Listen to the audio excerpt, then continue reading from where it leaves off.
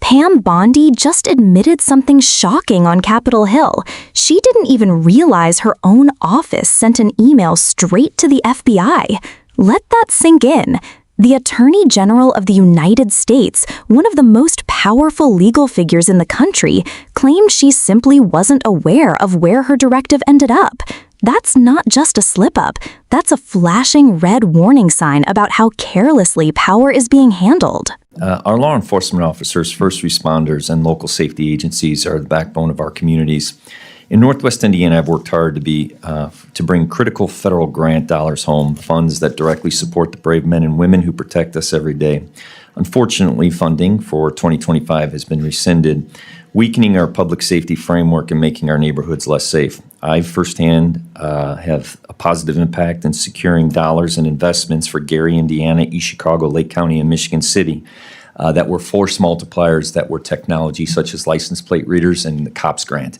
I'm asking you today, what can we do to ensure that those funds are going to continue to flow to my district? And in light of the HIDA, I'm in Northwest Indiana, Gary, Indiana. We are a HIDA district where we have the Chicago traffic. That's vitally important to my district. I just need commitments that that funding will continue to be going forward and that our agencies will have that support.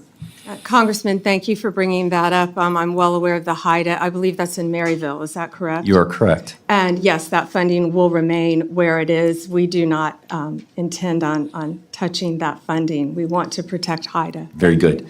So in light of the escalation with Iran, part of our cybersecurity and our infrastructure when it comes to our electric grid, our banking systems, that is a new threat.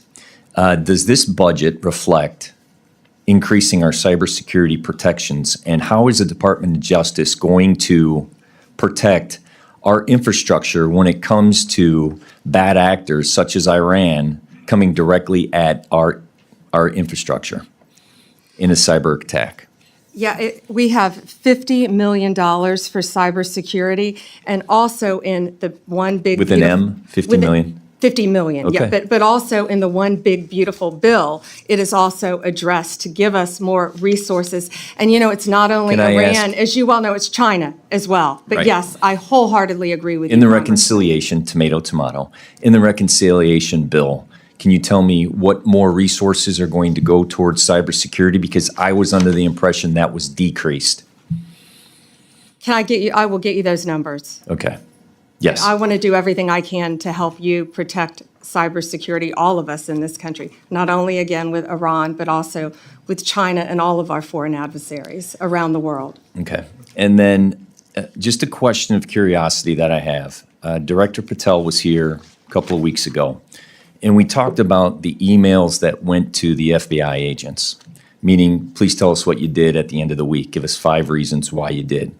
At first, Director Patel said that that didn't exist. Then he specifically said, well, that came from the Department of Justice to the FBI agents. And his words, I told them not to fulfill that obligation. How do you manage that if you give a directive to your director of FBI and he chooses not to fulfill that? And where did that information go?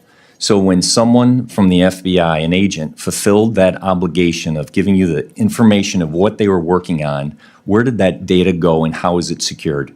Yeah, and Congressman, I'd be happy to see who answered that, but I asked, when I learned about it, I asked that it be withdrawn, and it was, that email. When you learned about the email going to the FBI agents, you asked them to withdraw it. Who did you ask to have it withdrawn? My entire office, and it was. So it is unknown who sent that email? Well, it came from my office, but when I learned it went to the FBI, we asked that it be withdrawn. Where is the gap of my understanding? If it came from your office, you're telling me you didn't send it?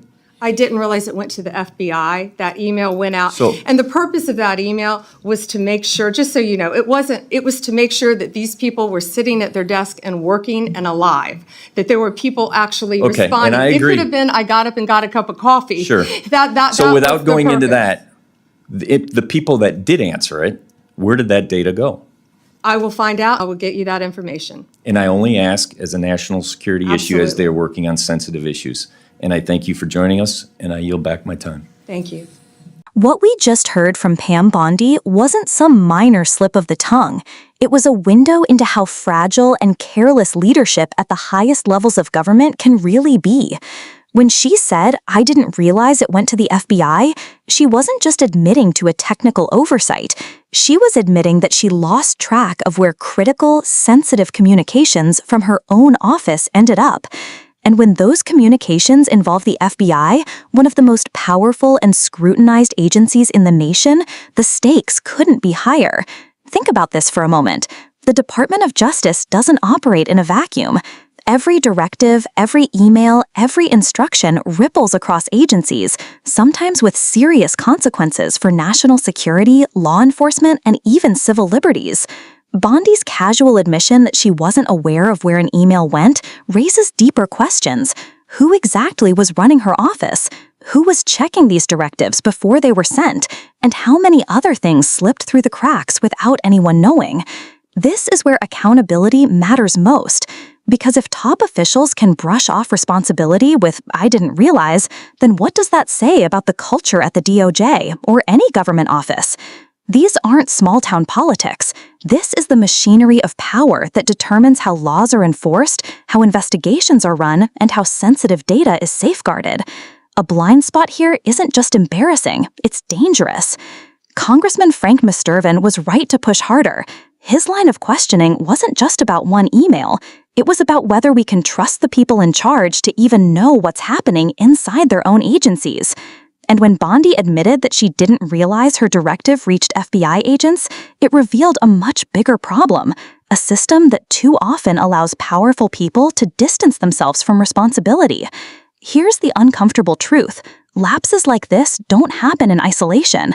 They happen because a culture of complacency and unaccountability exists at the top. Bondi's office sent that email. Bondi later said she didn't realize where it went. That's not just poor oversight, it's a fundamental failure of leadership.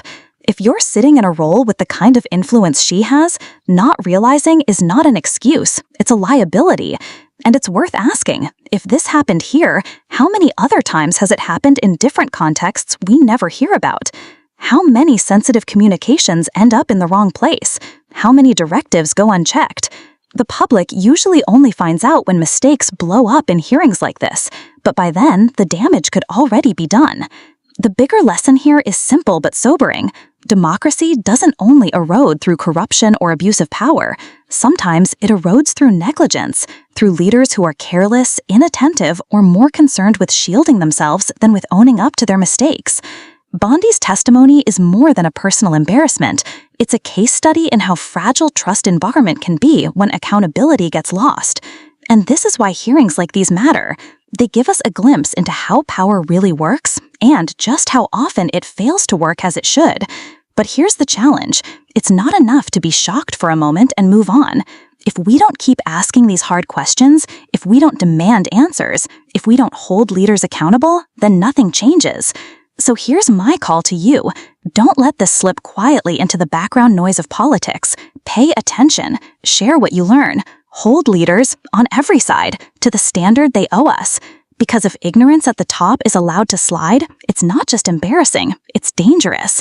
If you believe accountability matters, especially at the highest levels of government, then subscribe and stay tuned, because the hearings happening right now are exposing things the headlines will never fully explain. And the more informed we are, the harder it becomes for those in power to shrug off responsibility with "I didn't realize."